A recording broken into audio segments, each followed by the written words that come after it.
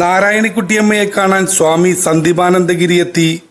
കളമശ്ശേരി മതസൗഹാർദ്ദത്തിന്റെ കേരളീയ മാതൃകയായി മാറി. വാർത്തയിൽ ഇടം പിടിച്ച നാരായണിക്കുട്ടിയമ്മയെ കാണാൻ മാതൃദിനത്തിൽ കളമശ്ശേരി കണ്ണംകുളത്തെ ഇലവൊങ്കൽ വീട്ടിൽ സ്വാമി സന്ദീപാനന്ദഗിരി എത്തിയത്. നാരായണിക്കുട്ടിയമ്മ ഹിന്ദുമത വിശ്വാസി എന്ന നിലയിൽ തന്റെ ഭക്തിയും വിശ്വാസവും മുറുകെ പിടിച്ച് തന്നെ ഇസ്ലാം മതം സ്വീകരിച്ച അമ്മ ജമീല ഹജ്ജുമ്മയെ കഴിഞ്ഞ 20 വർഷം സ്വന്തം വീട്ടിൽ അവരുടെ വിശ്വാസത്തിനും മതചര്യക്കും തടസ്സമില്ലാതെ ജീവിക്കാൻ സഹായിക്കുകയായിരുന്നു.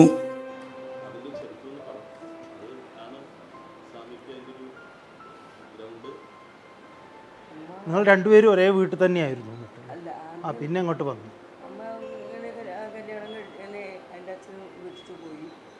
പോയിട്ട് അച്ഛനും അമ്മയും മുറിച്ചൊക്കെ ഞാൻ 2ാം ക്ലാസ്സിൽ പഠിക്കുന്നു. അമ്മ അച്ഛൻ പോയി കഴിഞ്ഞു. പിന്നെ അമ്മ അങ്ങനെ 19 വയസ്സ് വന്നു. നല്ല ഇതായിട്ട് അങ്ങനെ ഒരാളായിട്ട് ഇഷ്ടമായി. പക്ഷെ അന്നത്തെ കാലത്ത് ഇപ്പോൾ വീട്ടിൽ കയറ്റില്ല, വെട്ടുകൂട്ടും. അങ്ങനെ കുറേ കാലം ഒളിച്ചൊക്കെ താമസിച്ച് മതം മാറി. 4 കൊല്ലം കഴിഞ്ഞാണ് ഞങ്ങൾ നേരിട്ട് പിന്നെ കാണുന്നത്. അപ്പോഴേക്കും ആ ഇതൊന്ന് കുറഞ്ഞു. അതെ അതെ, തീവ്രതയൊക്കെ കുറഞ്ഞു, അംഗീകരിച്ചു മനസ്സുകൊണ്ട്. അപ്പോഴും ഞങ്ങളങ്ങനെ പോക്കുവരവൊന്നും ഇല്ലായിരുന്നു. എൻ്റെ കല്യാണമൊന്നും നാട്ടിൽ നടത്തിയില്ല. അമ്മമാരും മദ്രാസ് നടത്തി. അപ്പോഴൊക്കെ വിട്ടിട്ടില്ല അതിൻ്റെ. പിന്നെ ആയപ്പോഴത്തേക്ക് ഞങ്ങൾ അങ്ങോട്ടും ഇങ്ങോട്ടും കൂടിക്കഴിയുകയും ഇങ്ങനെ അവിടെ പോയി ഞങ്ങൾ സ്കൂൾ കൂട്ടുമ്പോൾ താമസിക്കുകയും. എനിക്ക് കുട്ടികളുടെ അച്ഛനെ നേവൽ ജോലി ഉണ്ടായിരുന്നു. പഠിച്ചിട്ട് പ്യൂണായിട്ട് ജോലി കിട്ടി. ഞാനിവിടെ സ്ഥിരം വന്ന് താമസിച്ചു. അപ്പോൾ സ്കൂൾ കൂട്ടുന്നവരൊക്കെ അവിടെ പോയി നിൽക്കും. അവരൊക്കെ നല്ല പെരുമാറ്റം വരുന്നത്. അപ്പോഴത്തേക്ക് അവരുടെ മക്കളൊക്കെ കല്യാണമൊക്കെ കഴിഞ്ഞ് കുട്ടികളൊക്കെ നല്ല പെരുമാറ്റത്തിൽ ഇപ്പോഴും ഞങ്ങൾ ആ സ്നേഹത്തോടു കൂടി പോകുന്നത്. പാപ്പ മരിച്ചു 87. ജമീല ഹജ്ജുമ്മ 100ാം വയസ്സിന്റെ അവശതയിലായ കാലത്ത് നിസ്കാരത്തിനും വ്രതാനുഷ്ഠാനത്തിനും സൗകര്യങ്ങൾ ഒരുക്കി നൽകിയതും മകൾ നാരായണിക്കുട്ടിയമ്മയായിരുന്നു. കല്യാണം മുതൽ പ്രസവം ഒന്നും അമ്മ ചെയ്തിട്ടില്ല. അമ്മയ്ക്ക് ഇങ്ങോട്ട് പോയിരുന്നു എന്നുള്ളൊരു തോന്നൽ. എൻ്റെ മൂത്ത മോനെ വലിയ കൂടുതലായിരുന്നു സെപ്റ്റംബർ. അപ്പം അവനേതായിട്ടാണ് കൂടുതലും ഇങ്ങോട്ട് പോകുന്നത്. പിന്നെ എത്ര കാലം ഇവിടെ ഉണ്ടായി? 20 കൊല്ലം. അമ്മ മുകളിൽ ഞങ്ങൾ താഴ്ത്തു. 20 കൊല്ലം 2 വിശ്വാസത്തിൽ. അതെ മുകളിൽ അമ്മയ്ക്ക് വേണ്ട എല്ലാം ചെയ്തു കൊടുക്കും. അമ്മ തന്നെത്താനൊക്കെ ചെയ്യും. ഞാൻ എന്തെങ്കിലും മേടിച്ചു കൊടുക്കാൻ അങ്ങനെ സഹായിക്കും. താഴെ ഞാൻ രാത്രി സന്ധ്യയാകുമ്പോൾ കിടക്കാൻ പോകും. നേരം വിളിച്ചപ്പോൾ ഞാൻ ഒറ്റ പോരലാണ്. അമ്പലത്തിൽ പോകുന്നത് വലിയ തൃപ്തിയൊന്നുമല്ല. ഞാൻ എവിടെ പോകും. ഞാൻ എന്തെങ്കിലുമൊക്കെ നോണമെന്ന് പറഞ്ഞ് ഞാൻ പോകും. എൻ്റെ ഞാൻ ഉടക്കം പറ്റിയിട്ടില്ല. നമ്മുടെ അമ്മ എൻ്റെ ആൾക്കാരോട് ഞാൻ അമ്പലത്തിലും പറഞ്ഞിട്ടുണ്ടായി, കരയൂരത്തിലും പറഞ്ഞിട്ടുണ്ടായി. അപ്പം അമ്മ എനിക്ക് ഇതാക്കാൻ പറ്റില്ല. അമ്മ വന്നിട്ടുണ്ട്. ഞാൻ 2 കുട്ടിയോട് ഞാൻ പറഞ്ഞിട്ടാണ്. കരയോഗം സഹകരിച്ചോ? കുഴപ്പമില്ല. നമുക്ക് ഒരാളോട് പറഞ്ഞാൽ മതി. അമ്പലത്തിലെ പ്രസിഡന്റിനോട് ഞാൻ പറഞ്ഞു, സാറിനോട് പറഞ്ഞു, സാറ് ഇങ്ങനെയാണ് എൻ്റെ അമ്മ. അല്ലെങ്കിൽ വേറൊരാൾ പറഞ്ഞ് സാർ അറിയുമ്പോൾ അതൊരു ഞാൻ തന്നെ പറഞ്ഞു. അമ്മ മുകളിൽ താമസിക്കാൻ വന്നപ്പോൾ തൊട്ട് ഞാൻ സാറിനോട് ആദ്യം പറഞ്ഞു, പ്രശ്നമുണ്ട്. ഞാനവിടെ എന്നെ വിശ്വസിച്ച് ഓരോ കാര്യങ്ങൾ ഏൽപ്പിക്കുന്നു, ഞാൻ ചെയ്യുന്നത്. അപ്പം ഞാൻ അതിനൊരു നാളെ സാറ് അവരെന്നോട് പറഞ്ഞില്ല എന്ന് പറയുന്നത്.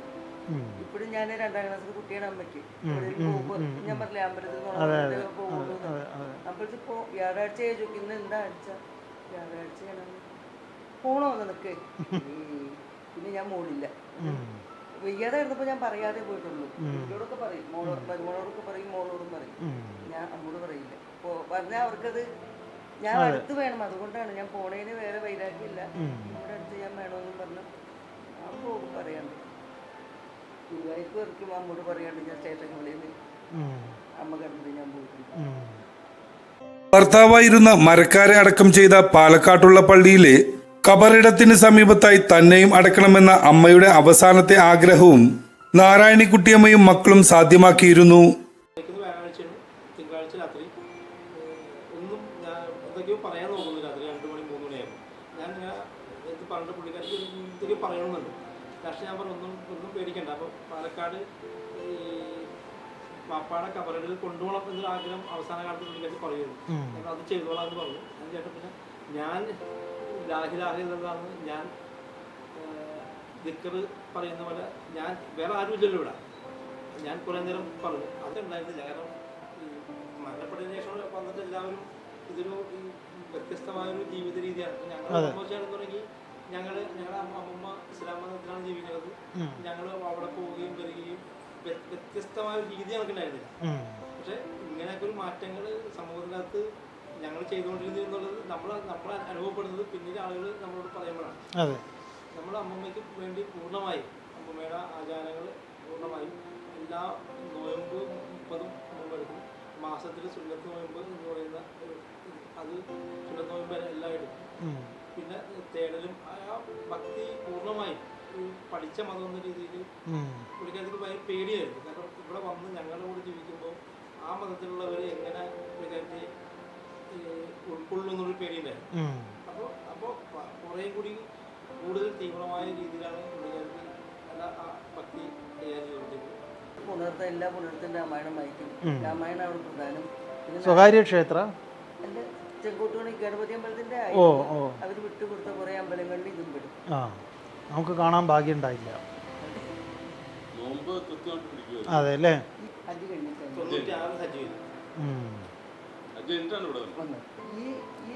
ഈ നമ്മുടെ ഹാജിയാർ എന്ന് പറയുന്ന പോലെ സ്ത്രീകൾക്ക് എന്ത് പറയും?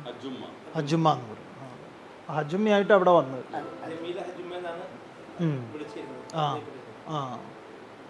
നമുക്ക് നന്നായിട്ട് അറിയുമായിരുന്നു. ഇപ്പോൾ പിന്നെ മഹാരാഷ്ട്രയിലുള്ള കൃഷ്ണാനന്ദജി ഉണ്ടല്ലോ.